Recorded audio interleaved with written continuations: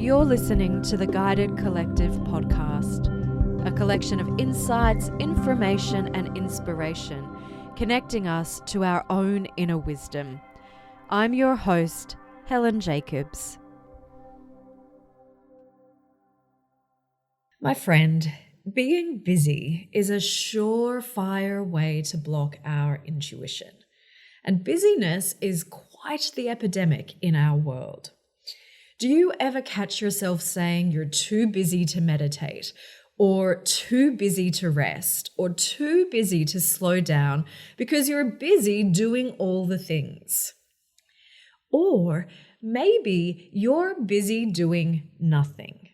Procrastination and avoidance are other ways we get busy blocking our intuition. Right now, for a number of Australians, they are in lockdown. And so busyness could materialize in that situation in other ways, like a busyness of emotions or thoughts, or a busy sort of mind activity.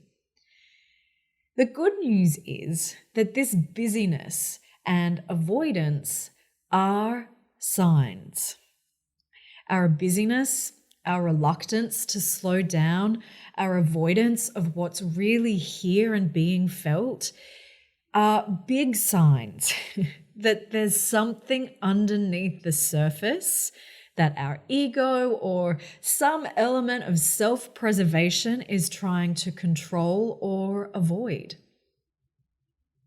Our busyness is often masking an underlying belief or emotion or fear that is actually blocking us from being still, from being silent, or having enough space to essentially hear and feel what the real niggle underneath the surface wants us to know.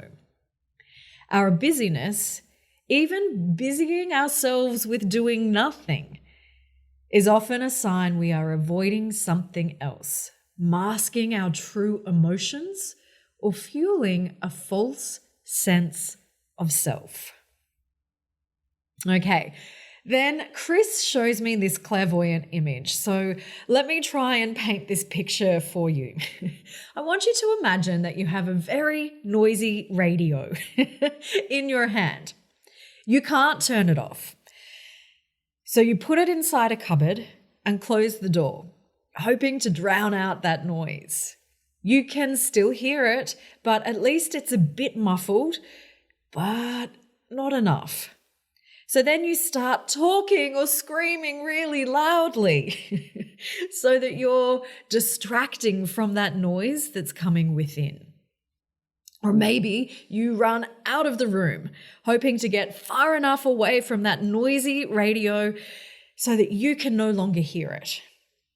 Now, the extra effort that you've gone to mask the noise inside the cupboard is exhausting. And this figure that I see in this clairvoyant image is back outside the cupboard and so exhausted from flailing their arms and legs, from screaming to running away and coming back and pulling their hair out, when really all they need to do is to come back and address the source of the noise itself, and then figure out what to do with it. The noisy radio here is, of course, akin to our inner navigation system, to our four bodies, that physical, mental, emotional, and energetic layers and bodies, which are constantly sending us clues. They're sending us clues to what we can address and process in our inner world. And then once we do, the noise, or in this case, the symptom, can lessen, it can stop completely, or it can be better managed. When we ignore the internal noise, or we ignore the signs from our four bodies, so signs physically, mentally, emotionally, and energetically, it will build up in our system. And eventually, as it has accumulated and grown, it eventually ends up looking and feeling like being off kilter. Maybe it leads to depression or anxiety or some other sort of physical symptom or emotional symptom, a mental health symptom, or even an energetic symptom. Now, if you're listening and nodding along going, oh, yes, this sounds like me, as it was me just recently, then you might like to go back to the previous episode, which is episode 125, Are You Okay? And what to do if you're not. Now, in this picture that I'm painting, in this clairvoyant image that Chris is showing me, where you're standing outside this noisy cupboard and you're trying to distract yourself from hearing it, or even perhaps avoiding others from noticing that there's something else going on inside, we believe it's easier to ignore the real problem. And so this is akin to our ego really attempting to keep us safe. Maybe it's trying to distract us from a pain or a hurt that is causing that internal noise, and it doesn't want us to be hurt. Or perhaps it's because we're just not sure if we're really ready to deal with it. What I've also known to be true, and certainly what was true for me, is I didn't know what the niggle was underneath. And so sometimes we're so busy avoiding something without even really knowing what it is we're avoiding. Right now, many of us are experiencing uncomfortable feelings that we're trying to hide in this cupboard. But actually, we have a great opportunity here for us to address them, to clear whatever that inner block is, which is most likely born out of an outdated belief or a previous unmet expectation. Or maybe it is a previous hurt, which really could have come from this lifetime or even a past one. The longer that niggle sits unattended, the louder it will need to be to finally get your attention. And trust me, you may not want it to get to that point. If we can address the reasons that we're not wanting to look inside, or if we're able to overcome the fear of what we might find lurking in the shadows or in this clairvoyant image inside the cupboard, then we can actually take the first step, which is to create the stillness, the space, and the silence that's needed to figure out what's going on inside. When we're able to slow down, when we're able to create a stillness, we can begin really honoring maybe our bodies need to rest. Maybe then we can begin to slow down. Maybe we stop overworking. Maybe we're actually able to stop overscheduling ourselves and we can address the avoidance of what's uncomfortable or figure out why we're uncomfortable to begin with.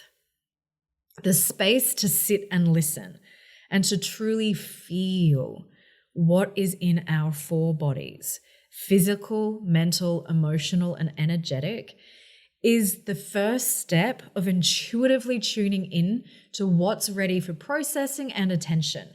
It is the sign that's pointing us inward to say, hey, this thing needs addressing.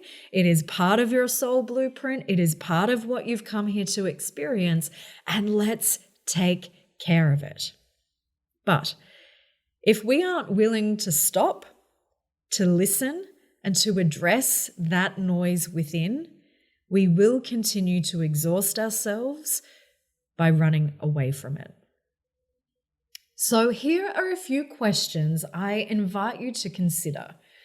So these questions might be something that you would like to sit with in a sort of contemplative meditation. Really take the question into your heart space and allow your body to respond. And I said body, so not your mind, but your body, your intuition, your inner wisdom to respond. So contemplative meditation is one way to tackle these questions. If you're not so well versed in that kind of meditation, you might like to take these questions into a couple of my guided meditations. The Meet Your Spirit Guide meditation or Meet Your Higher Self meditation, both of which are available over on thelittlesage.com. Actually designed to bring you into the frequency and into a higher perspective. And there's an opportunity in those meditations for you to ask questions. So take these questions into the meditation.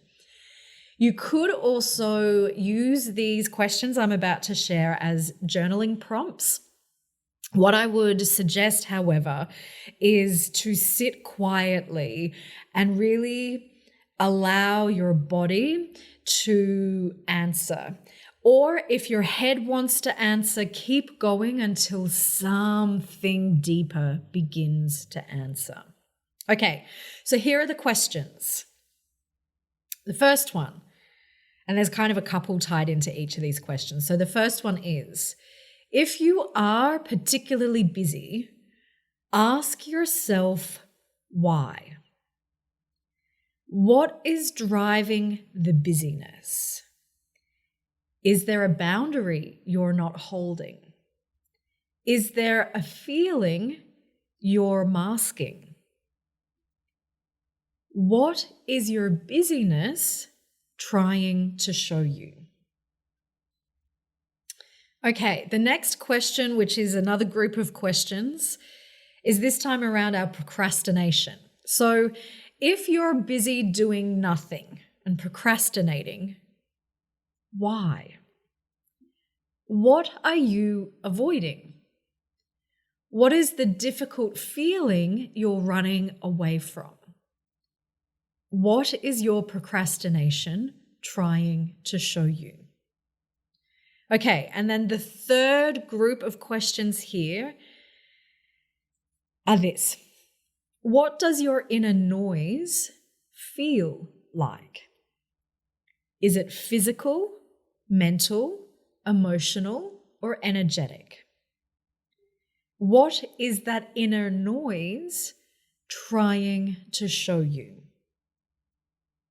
Now, the answers to these questions really are intuitive clues. So now, when you've got the answers, you follow them into the cupboard and you start to work with what you find there. And you start to move through what I call the guidance cycle, which is a process of clearing, of healing, and then restoring so that something new can manifest. Loved today's episode? Be sure to subscribe, leave me a rating or review in your favorite podcast app. It'll help me create even more episodes you will love. And for everything else you might need to be your own oracle, visit helenjacobs.co.